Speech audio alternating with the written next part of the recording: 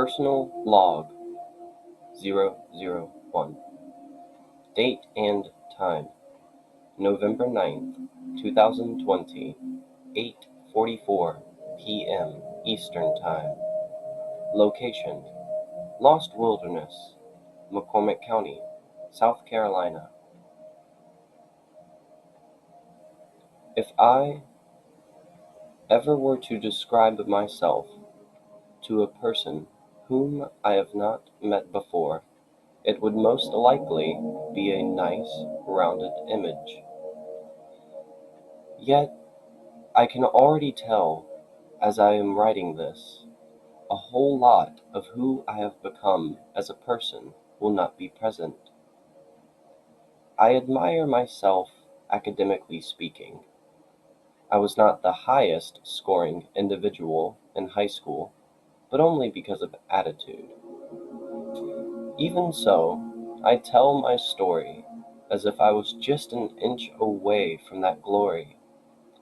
Depending on how I feel in that moment, I might even mention the time I dropped out of college and a sweet tale of it's not for everyone, but in a positive way. To this day, I carry around a small cardboard box filled with all of my previous certificates of good jobs here and there. With me, I also keep another translucent, medium-sized box, lap-sized, filled with odds and ends, photos of old friends, trips to places that I will never see again, and mementos for those special occasions that literally only happen once in a lifetime. I consider my general knowledge to be wide-ranged, even though some subjects are shallower than others. I see no appropriate need to list out all the things I would say, like drawing, hiking, fishing, and reading, only because I feel as if I am so much more than that. Sometimes I truly need those moments where I am standing outside in the dark alone, and in my view is nothing but stars. The small, distant thoughts of how much more there is out there. What is really missing is how I never say anything past a certain depth when it comes to life itself and how I see myself in it all. And it is all simply due to time. Each and every single day that passes me by is a day further into an unknown future with an inevitable end, and farther away from a singular beginning. And that is what I am, an individual, one singular person. Even if I change everything about my ways and live life to the fullest, I might not have the smallest impact on the world itself. A common fear or complex, I would like to believe. However, I could also die tomorrow morning on my way to work. I will save myself the time of listing out the most likely possibilities of such. I only stated it to bring back a little realism. So my story, how I would describe myself, goes on. I am a dog person, or actually, I have an attachment to all animals. I love music, not only listening, but learning to play. Very rarely, if not at all, will I mention politics, government, or religion. Those things are foreign to me.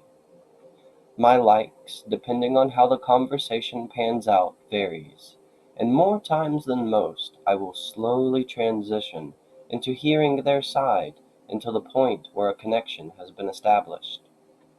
But this document here is no person, and I can say as much as I desire. On one hand, I want to declare myself to the world, shouting that I am here, and then attempt to relate myself to people who have already become famous. I would attribute my goals to people I have never met in person, I would begin to form opinions on actors and celebrities to become more relevant.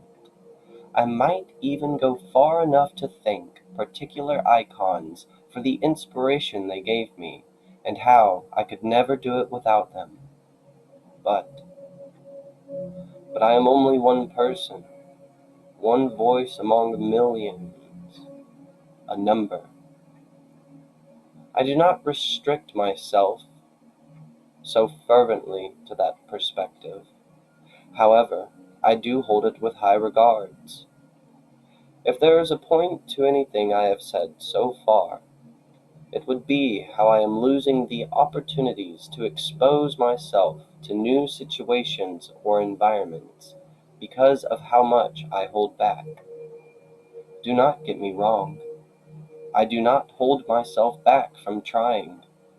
I will try almost anything once, but I won't do it again if I feel like I will not be successful, or if I see someone else and they are more than better than me.